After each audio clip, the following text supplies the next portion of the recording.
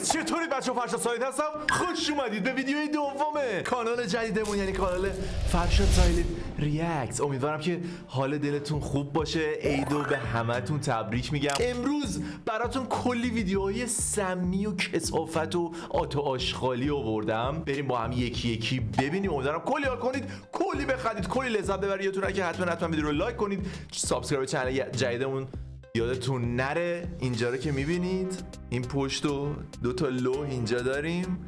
اینجا یعنی میشه که شما سریع این کانال هم 100,000 تایی کنید و بریم سراغ لوح سوم. کانال اولم 803,000 تا شدیم، دمتون گرم. بریم واسه 1 میلیونی که یه طلایی هم اینجا اضافه کنیم. خلاصه اگه شما نبودید، چرا من هی برعکس اینطوری میکنم، یه همچین دکوری هم اینجا نبود. واقعا دم تک تکتون گرم. دیگه بیشتر از این حرف نمیزنم. اینستا منو فالو کنید بدون معطلی. بزنید بریم سراغ ویدیو. Let's go.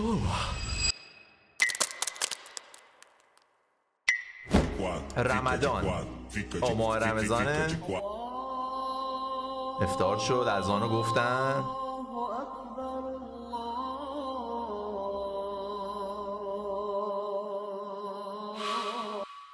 الو.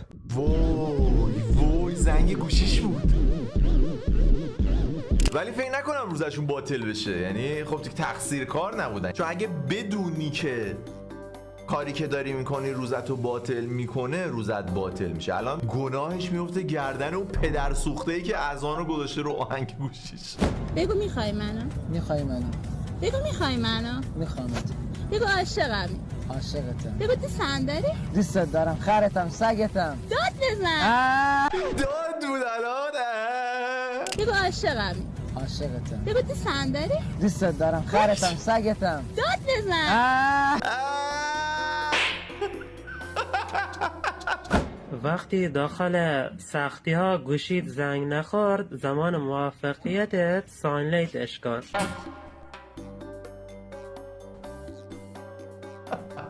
زمان موفقیتت ساینلیتش کن. ساینلیت. ولی حرف قشنگی داره میزنه. وقتی توی سختیات گوشید زنگ نمیخوره و هیچ کس به فکرت نیست، توی موفقیتون گوشیتون رو ساینلیت کنید. آهوی دارم خوشگله فرار کرده ز دستم. چی میشه که تو این سن اصلا یه اتفاقی برای همچین آدمی میفته؟ اصلا چرا باید همچین چیزی رو بسازی؟ جوریش برام چه مشکله، کاش که شورت پوشیده رو ای شلوار. خدا چه کار کنم، ای خدا چه کار کنم، جلد ای خدا خواه. چه کار کنم. اون زیر قهوه‌ای شد مشتبه قطعش کنم، گفت آخره کن. چی شد زر؟ وای این آقا هست بچه ها. آبرا داد خانومه، الان حالش بد میشه. این همونی که میاد بعد الان این دوتا با هم، الان اونو ول کردی اینو گرفتی؟ چی شد؟ الان میاد جلوشو توف کنه دیگه قاعدتا.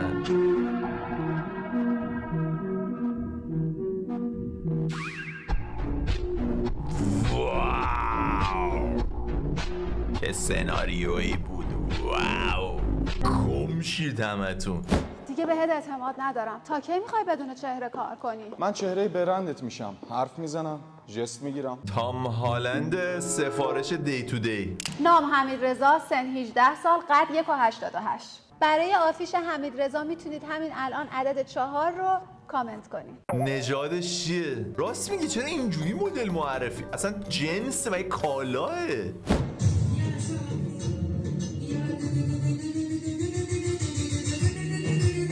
کی نسل اینو منقرض میشه خدا وکیلی؟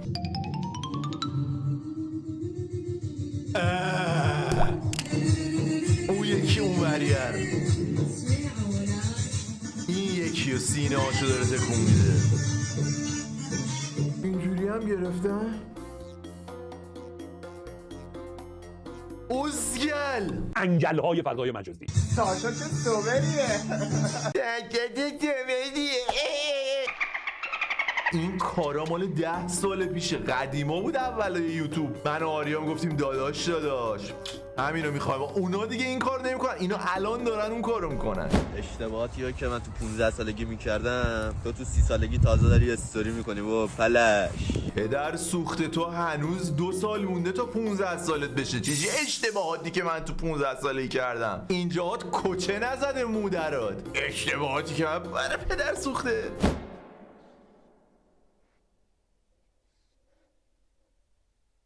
چه اتفاقی قرار بیفته؟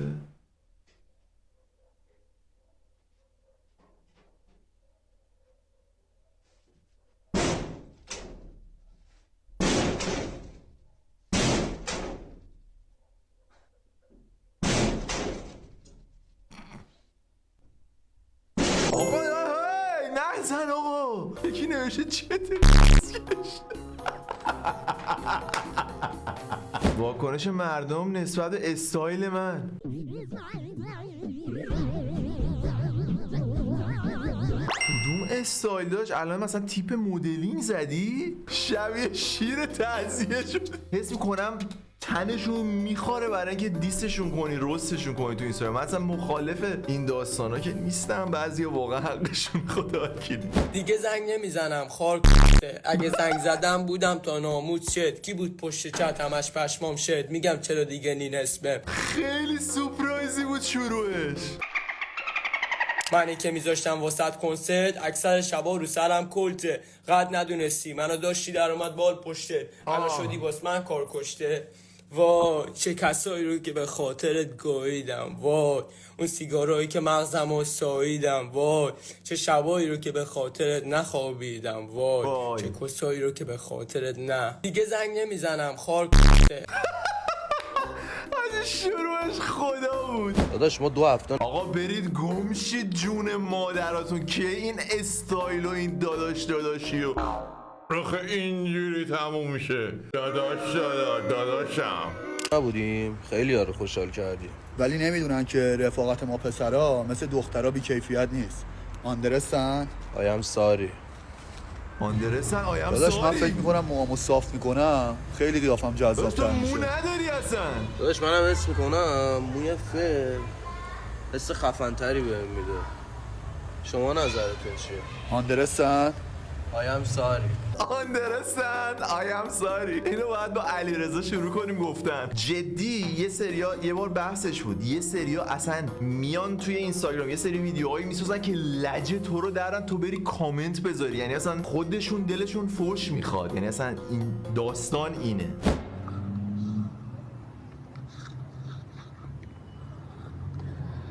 حالم خوب میشه، حالت خوب میشه، حالمون خوب میشه، فقط شاید امروز نه. از که صادقانه بگو ببینم من یا پول. برام کامنتش کن.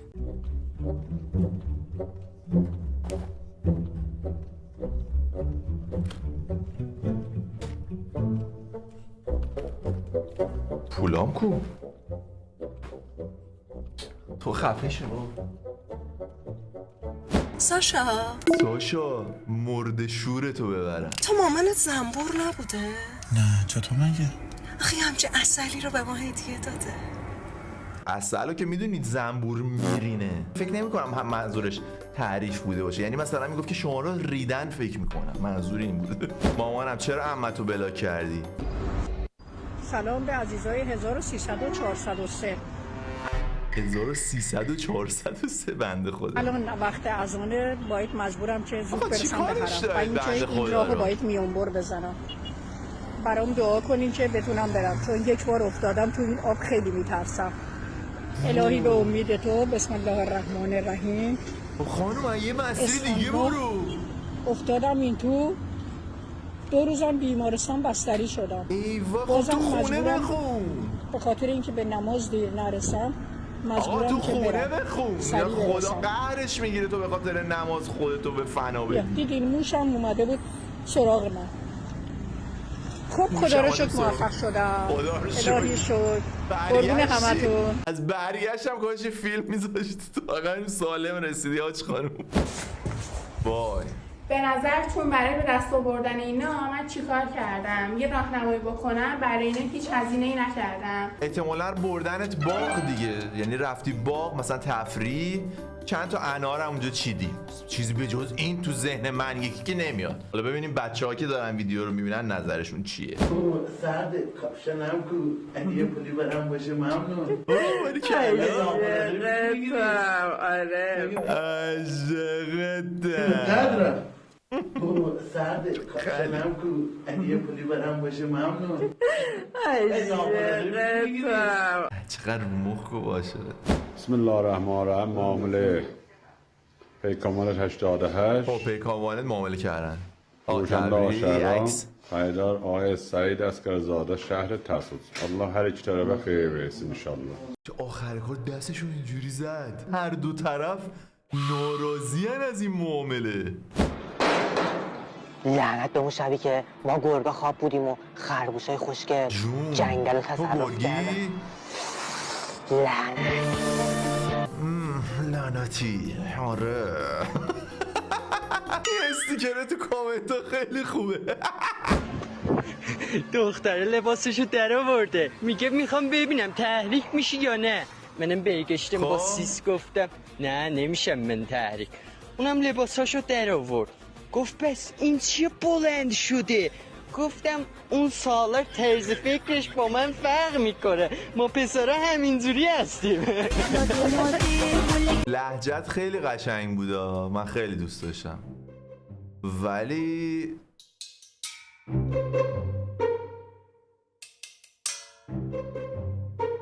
یه حاضر شیم با کراشم بریم رستوران. خیلی ذوق دارم زودتر برم ببینمش. محمد آوردم رستوران، براش کباب گرفتم. جون با کوبیده و بره بخوره جون بگیره. جون بگیره؟ محمد جان داره میتره که آجی. یه سریا میگن چرا نونو میذاره، ولی بچه نون لای برنج. نون لای برنج چیه؟ برنج لای نون خیلی حال میده. اصلا یه بار استنبولی یا لوبیا پلو رو بذارید لای نون بخورید، انقدر حال میده. اینو میبینی؟ فستاریه ولی تو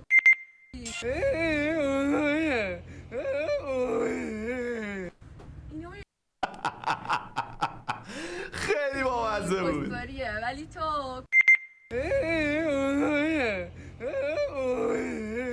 آقای همون بنده خدایی که میگفت من بیرون میبینن تو کارهای اداره تجاری، تو رو تو اداره میبینم برای کارهای اداره. یادم کی بود ویدیوشو دیدیم با هم، خیلی خوب اداشون رو در میاره. حاجی دارم با اکس هم حرف میزنم، گفته 5 تا بچه داره، اسم هر 5 تاشو گذاشته مجتبی. فرقشون از کجا میفهم؟ از فامیلیشون دیگه. این بعد میرفت تو ویدیوهای دارک، یعنی هر کدوم از بچه‌هاش با یه آدم مختلف بوده که فامیلیاشون فرق داره. میدونی چرا با من حال نمی‌کنی؟ چون من از اون دست آدمام که نه تنها هندبونه نمیدم زیر بغلت، بلکه خیارم میکنم تو کونت. میدونی چرا با من حال نمی‌کنی؟ چون من از اون دست آدمام که نه تنها هندبونه نمیدم زیر بغلت، بلکه خیارم میکنم تو کونت. بیا برو گم شو از طرف تمام کسایی که این ویدیو رو دارن میبینن. با جون و دل گفتم از کی معلومه فشار خوردی اومدی اینجوری. بگو ببینم غذای مورد علاقه من چیه؟ این پایین برام کامنت کنید. این پایین چرا به تو کونش نشون میده؟ آقا که میگم یه سری عمدی میان یه سری ویدیوهایی میسازن که لجتو درارن که فوش کششون کنی. یکی دیگه از نمونه هاشه. توجه کنی این دستگاهی که گاو میگیره و سوسیس میده بیرون. استاد دستگاهی هم هستش که سوسیس بگیری گاو بده بیرون. بله مامانت. همینو میخواستی؟ همینجوری با معلم زایت کنه؟